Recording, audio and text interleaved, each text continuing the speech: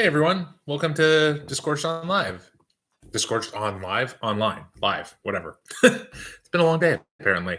I wanted to start out by thanking you all for joining me today and looking forward to talking about one of my personal favorite varieties and wine regions on the planet, which is always exciting for me. And I wanted to also ask if you guys are out there watching, if you want to mention in the comments if you are drinking either the wine that I have, which is, in this case, 2016 Barbaresco from the Portatorio del Barbaresco. And we'll get into what this all means in a little bit.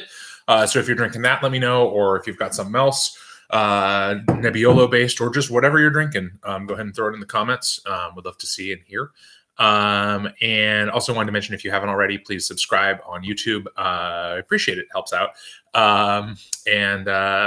Yeah, helps people find the show and all that. And of course, if you want to pass along to your friends, family, people you are quarantined with, etc., always happy to have more faces, more viewers, I suppose. And so we're going to dive right in. As I mentioned, we're talking about Nebbiolo. So first of all, talk about the grape itself a little bit. The variety is mostly confined to the northwestern part of Italy, Piedmont most famously in the northwest, Lena to the east. And despite a little bit of effort, and there is some Nebbiolo grown in the United States, a few other parts, I think there's some planted in places like Australia. As of now, and based on my experience, no one is really making, I would say no one is making Nebbiolo that truly compares to the great wines from northwestern Italy. That could change over time. None of this stuff in wine is 100% set in stone, but as of now, I think it's a pretty safe assessment that there just isn't a comparable other region besides Piedmont, most of all Valtellina also. And then I would say, so as far as the grape itself, a couple things to note about it. So it's really interesting. And those of you who have a Nebbiolo-based wine in front of you or have had one before might notice that Nebbiolo presents these interesting kind of contradictions. The first of which is that it's a relatively thin-skinned grape. The wine itself doesn't produce a whole lot of color. And if you look in your glass, you're going to see, most likely some sort of relatively red, possibly fairly pale color, and a fair, even with a relatively young wine, like even with these 2017 Longue Nebbiolos that a couple of you have, this 2016 Barbaresco that I'm drinking, you're already going to start to pick up some kind of rust brown, well, brown's probably not quite, orange color. And that is just a hallmark of the variety. The grapes themselves have relatively limited pigment. It tends to oxidize really fast. And so that sort of brown or orange color, which often in most other reds is an indication of age, in this case can really be it's just a hallmark of the variety. So like I said, even with these wines that are 3-4 years old, you're going to see that. And that's something that some producers in the region do try to make efforts to compensate for with really long kind of cold soak or macerations. But by and large, it's kind of embraced or accepted as a hallmark of the variety. Yet, because of its light color, you might tend to assume that this is kind of a light wine, but it's really nothing of the sort. The wines themselves, especially Barbaresco and its sort of sibling, which it sometimes gets along with and sometimes in Barolo, tend to produce wines that are high in tannin. So if you're tasting it, especially if you don't have any food along with it, you're going to notice a little bit of that kind of, or to a lot of, depending on what you're drinking, that kind of grippy, drying sensation in your mouth from the tannins that are just naturally present in the grape. It's also going to have relatively high acid, so kind of a mouth-watering function as well. And then relatively high alcohol. For a wine that comes from a relatively cool place, northwestern Italy, in the foot of the Alps is not necessarily a hot growing region. But this wine that I've got is labeled at 14.5. I bet there's probably some, in particular Barolo out there, that are pushing 15% alcohol, because the grape actually does produce a lot of sugars over the course of its growing. And that is an important thing to take note of when we're talking about this variety as well. It's got an extremely long growing season. It's an early budding. So in other words, it starts kind of its growth period early, but also a late ripening variety, which means it's kind of tricky to grow, especially in a relatively temperamental place like Piedmont, which does mean that in general, Nebbiolo, and in particular the vines that go for Barbaresco and Barolo, are a little difficult to cultivate. Vintages can vary a lot, and it's expensive. And the difficulty, like Pinot Noir, which is sometimes compared to, the difficulty in growing it and making it does lead to, generally speaking, higher price. But I happen to also think it's worth it for the most part. As far as things that we would expect to smell and taste, so one of the other things I love about, the thing I probably love most about Nebbiolo as a variety is I have a real soft spot for aromatic varieties that deliver a lot of flavor. So you're going to smell, as far as fruit, probably something in the range of sour cherry, raspberry, possibly cranberry, kind of these tart red fruits, maybe even red plum, something like that. In a Longa Nebbiolo, so, and I'll talk about the differences in these styles a little bit in a minute, but you might find in the Longa Nebbiolo, because you can actually blend in other varieties, you might find some notes of black fruit, because often Longa Nebbiolo is blended with the other two kind of major red grapes from the area, being Barbera and Dolcetto, as well as possibly even things like Cabernet Sauvignon or Merlot. And those will tend to lend more fruit, especially dark fruit or black fruit, to the blend, whereas Barbaresco and Barolo have to be 100% Nebbiolo. Longa Nebbiolo can be 100% Nebbiolo, and some producers make a point of that, but it doesn't have to be. And so we get those sort of tart red fruit notes, but hopefully you're also going to have aromatics of things that are not fruit. On the sort of other organic side, you might get things like licorice or anise, truffle, and other mushroom notes. Also things like roses. It tends to be a pretty floral wine. And then also this, I think, really kind of distinctive characteristic of like smoke or even tar. And that is, again, a hallmark of the variety, in particular when it's made into Barbaresco or Barolo. You will see me taste more during this class than I have in some others, because, like I said, I love this wine. A couple other things to take note of before we dive into the specifics of some of these appellations. As I mentioned, we're in the Langhe, which is sort of this area that surrounds the town of Alba in Piedmont in the northwest of Italy. And as I mentioned a minute ago, the two other major varieties that are grown here on the red side are Dolcetto and Barbera. And interestingly, throughout the history of the region, those two grapes have kind of often vied for, let's say, not exactly dominance, because Nebbiolo has always been sort of the most highly regarded variety in the region, but because of some of the ways that the wine was made and just the difficulty in growing it, for a long time, Dolcetto was kind of the second grape of the region. It was the thing that most people grew, the thing that most people made, and Barbera was kind of on the outs. Now, Barbera is much more popular. That's probably why many more of you have heard of Barbera than have heard of Dolcetto. And Barbera itself is actually being taken more and more seriously by a lot of producers, including making it, making some single videos. Okay, so I mentioned Longa Nebbiolo, and I do want to just kind of finish one last kind of thought on that. So as I said, it's minimum of 85% Nebbiolo. Some producers definitely exceed that up to 100%, but many of them do blend in some amount of another variety or two. And the area that you can make Longa Nebbiolo from is much broader than the region that defines both the appellations of Barolo and Barbaresco. So as a result, Longa Nebbiolo can be a little bit of a black box when it comes to understanding what's in it, other than that it's mostly Nebbiolo, of course. It can be wine that is made from grapes that are grown outside of the Barolo and Barbaresco appellations.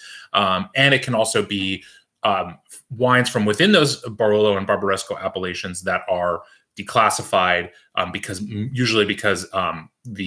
vines that it's coming from are young, and so they don't think they produce the winemakers don't feel like they produce the quality of fruit that they want to put their name on as a Barolo or Barbaresco, or it could be because they just don't think the quality in general that year or from that vineyard is high enough, and as a result they are more interested in declassifying it and selling it as Longa Nebbiolo. And Italy is really interesting because Italy has really stringent requirements, both in terms of there's a lot of regulations that surround what you can, how you can label a wine, and at the highest level, the DOCG level, which is what this wine sits at, if you guys can see that, and other Barbaresco and Barolo are all going to have that DOCG label attached to them. The wine not only has to meet all those standards, but actually has to pass a tasting panel. And so a lot of producers, if they have a really rough vintage, would choose and think that they might have issues getting the appellation put on it or getting past the tasting panel, essentially, would choose to just declassify because the Longa Nebbiolo restrictions are much less stringent. All right, we're going to talk about what I have in my glass first, which is going to be Barbaresco. And so Barbaresco is both a small village. I've been to it. It is small. Driving it is interesting, as much of driving in Italy is, especially in wine regions, because it's a lot of one-lane roads and steep hills. And so it describes both the village of Barbaresco, but also the wine region kind of surrounds Barbaresco and 2 other villages nearby. Traditionally, it's really interesting. I find Barbaresco in particular to have really a fascinating history. So for a long time, the grapes that were grown there were either sold to producers in the relatively nearby, like 10.5 miles away, Barolo region, because Barolo had a sort of profile and a name long before Barbaresco did. So Barbaresco was kind of essentially just a vineyard source, a grape source for Barolo for a long time, or there was some amount of wine that was maybe made from late 19th century in 1894. They founded what's called the Cantina Sociale, which was basically a cooperative, with the idea being to promote the wines of Barbaresco specifically, not necessarily the wines of Barolo or Piedmont. And that lasted for about probably closer to 40 years, until eventually the fascist government basically closed it down. And then in 1958, the modern sort of rebirth of the Cantina Sociale, which was the Produttore del Barbaresco, which produced the wine I'm talking about here, was born. And so the Produttore is a cooperative. It is a group of growers in and around Barbaresco, and they basically the way it works is, and it's a really kind of amazing story and amazing example of how a cooperative in wine can work really well. A lot of them are okay, some of them are great. A lot of them are also kind of mediocre or bad. But the cool thing about the Produttore is they basically, from an early start in the early 60s, were really focused on quality and emphasized that they would be paying growers, as to most cooperatives, just based purely on yield. They would pay based on quality and yield. And so you got a lot more money for your best grapes, and it encouraged producers to not necessarily grow as much as they possibly could, but to emphasize quality, and they still do that. And so one of the things that's interesting about the being a member of the Produttore is you have to sell all of your Nebbiolo grapes to the Produttore. You can't make any of your own wine. You can make your own Dolcetto or Barbera, sort of fully invested. And at the same time, they also want to make sure that there's not sort of there's not competition and not sort of confusion about what is what. And so every year the Produttore makes 2 wines always. They make this wine, the Barbaresco. They also make a Longa Nebbiolo. And then in the particularly strong vintages, they also make 9 vineyard wines. And so one of the things that's really come into fashion in the regions of both Barbaresco and Barolo is making single vineyard wines. And there's an incredible array of single vineyards if you ever have time and sort of not are okay with a little bit of what would I call it, a little bit of minutia. You can look at one of these maps. You can just find them online. You can search for a map of the vineyards of Barolo or Barbaresco. Barolo in particular is kind of this incredible hodgepodge of named vineyards. And so with the Produttore, the idea is that they basically want to, in the best vintages, put those single vineyard wines out, but they only do it if they think the quality is high in all 9 vineyards. So they'll either make all 9 single vineyard wines in a given vintage, or they'll make none of them, and then everything just goes into the regular Barbaresco and the Longa Nebbiolo.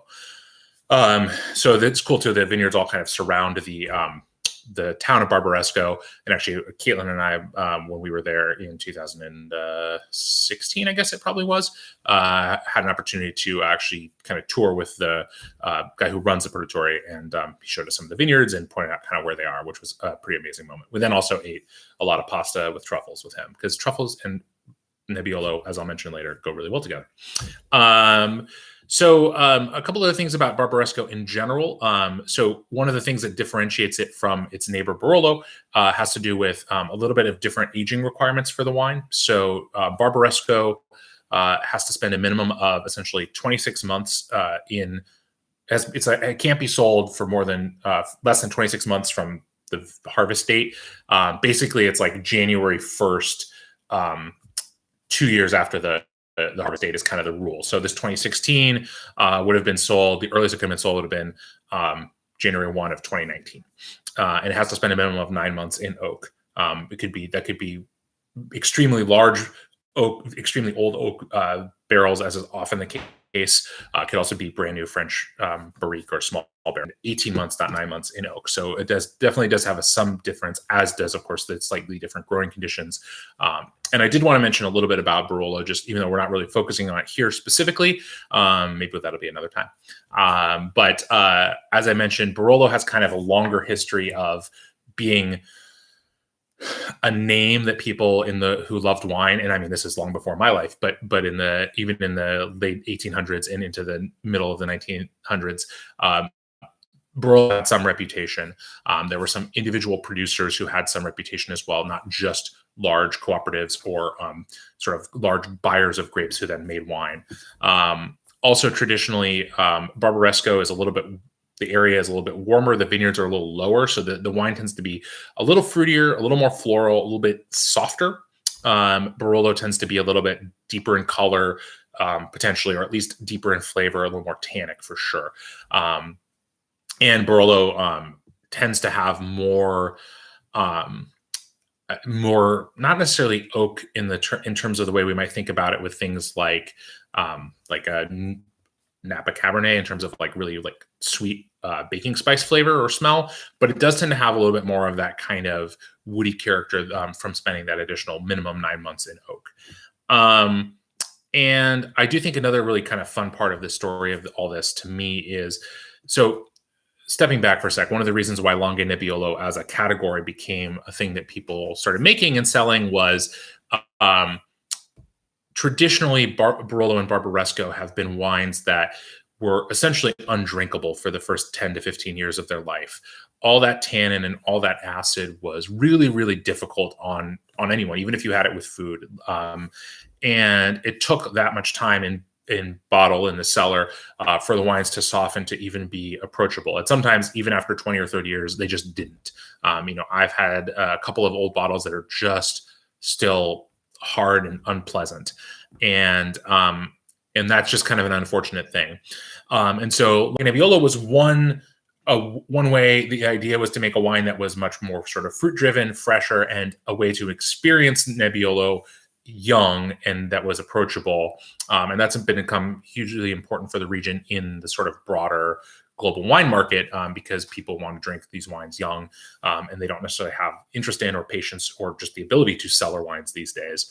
But the other thing that happened in Barolo and Barbaresco and in the broader region was this real kind of actually pretty like intense, passionate fight, frankly, between traditionalists and modernists. And so there were a lot of people, some of them younger people, some of them just kind of technocrats, I guess, for lack of a better word, who were really interested in modernizing production in the area in the 1980s in particular. One guy, Angelo Gaia, is particularly famous for this, but there are others who were in the same movement, I guess. And they said, instead of the really traditional methodology that was used in Piedmont forever, these really long macerations, which extracted all this tannin, these really long ferments, this long aging in these large vessels.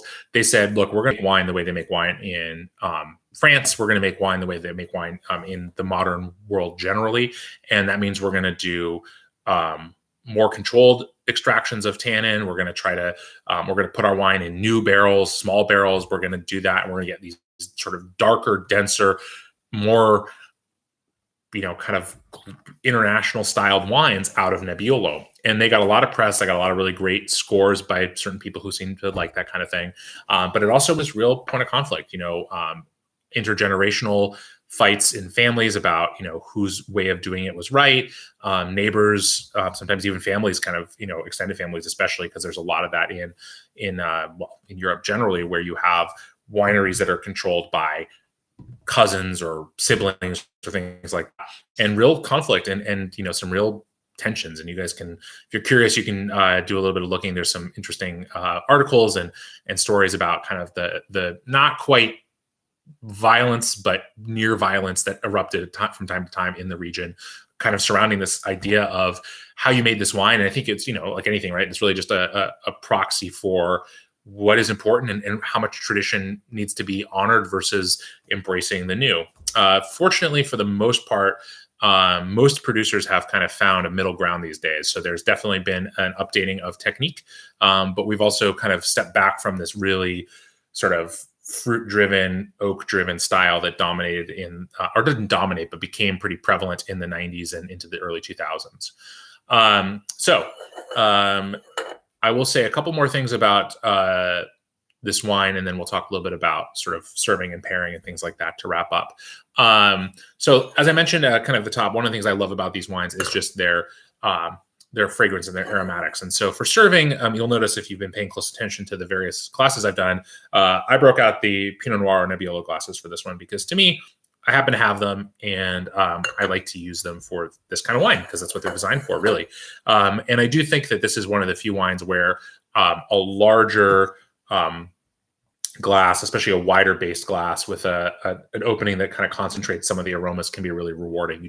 You smell more of the wine. And for me with these wines, that's something I really want. I find this to be a wine too that, whether it's this wine or another Nebbiolo-based wine, especially, again, Barbaresco and Barolo, they really do reward sort of coming back to them over a period of, an hour to 2 hours if you have patience.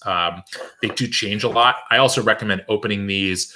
I opened this bottle about 3 hours ago now. I recommend kind of giving yourself at least an hour if you can to open the bottle, decant it if you have a decanter. But it'll help release some of the flavors. It'll help kind of make the wine a little bit more drinkable.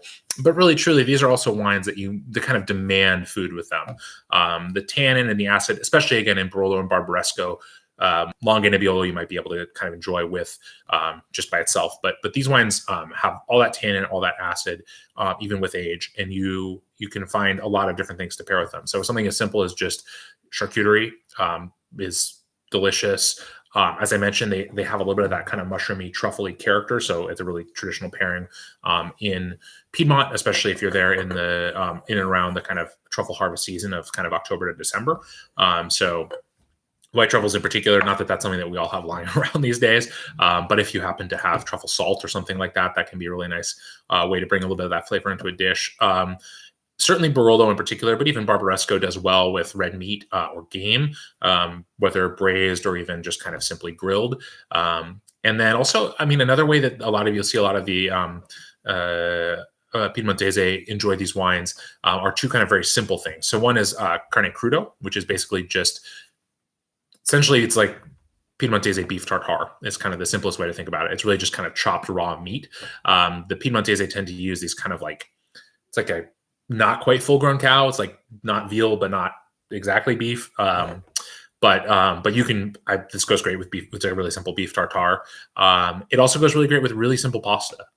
One of the classic dishes of the region is tajarine, which is this really thinly cut pasta with just like a little bit of butter and sage. It's super delicious as well. And actually, sometimes there's a really nice way to kind of enjoy these really complex, interesting wines is to have actually a really simple, delicious, but relatively straightforward pasta dish, because the food will be there to kind of help enhance and brighten the flavor, but it won't necessarily compete with the flavors in the wine and really allow you to just sort of taste the wine, experience the wine, and enjoy it without, again, like this sort of competition. The last thing I wanted to mention before we wrap things up here, as I said at the outset, while the Longue and in particular Barbaresco and Barolo kind of dominate the conversation around Nebbiolo, there are some other appellations to be aware of that are nearby that also make really great wines that are similar but have their own distinct characteristics. So Gemme, which is spelled Ghemme, and Gattinara, Gattinara, are both kind of north of where Barolo and Barbaresco are in Piedmont, but they have long traditions of making wine from Nebbiolo as well, and can be very similar to these. Sometimes a little bit more, even a little bit more kind of tart and acid driven, because they're even cooler areas, but similar in a lot of ways. And especially now in this time of global warming, I've found that the newer vintages of those wines tend to be a little more approachable and a little bit softer as the just warmer growing conditions. And then, as I mentioned, to the east, you have Valtellina, and Valtellina is fascinating. I encourage you, if you have a moment and the whim, to just Google, like, image search for the vineyards in Valtellina. They're built in these terraced, these incredibly steep slopes with terraces, and the wines that come out of there are these incredibly, like, pure, crystalline style of Nebbiolo. They don't have quite the same intensity, but they're really delicious and a little more, almost a little more refreshing than these wines, and they age beautifully as well. And then lastly, I would say that if you like this kind of wine, if you're tasting it now and enjoy it, or have had it before and enjoy it, I do recommend, there's another kind of set of varieties that span kind of Europe that have some similar characteristics. And we might even revisit or come to one of these in a later class. Kind of depends on how long we're stuck here, right? So one of them would be Norello Mascalese, which is from Sicily, so also part of Italy, but on the island of Sicily, and specifically for the slopes of Mount Etna. Another is Zino Mavro in the northern part of Greece, and then Blaufränkisch, which is a variety from most commonly grown in Austria, also known as Lemberger, and actually a little bit of it grown here in Washington State. So those are some varieties that offer similar characteristics to Nebbiolo, although I don't think any of them quite compare to the really great wines made from Nebbiolo that you can find. But they are kind of interesting wines to keep an eye out for if you like this combination of kind of more tart red fruit, lots of tannin, lots of acid, but also a lot of aromatics. All of them deliver at least some of that much. So anyhow, I want to thank you for joining me again this afternoon, evening, whatever time it is where you are. Hopefully you enjoyed Nebbiolo. Like, as I said at the beginning, this is one of my favorite varieties. So I hope you enjoyed it as well.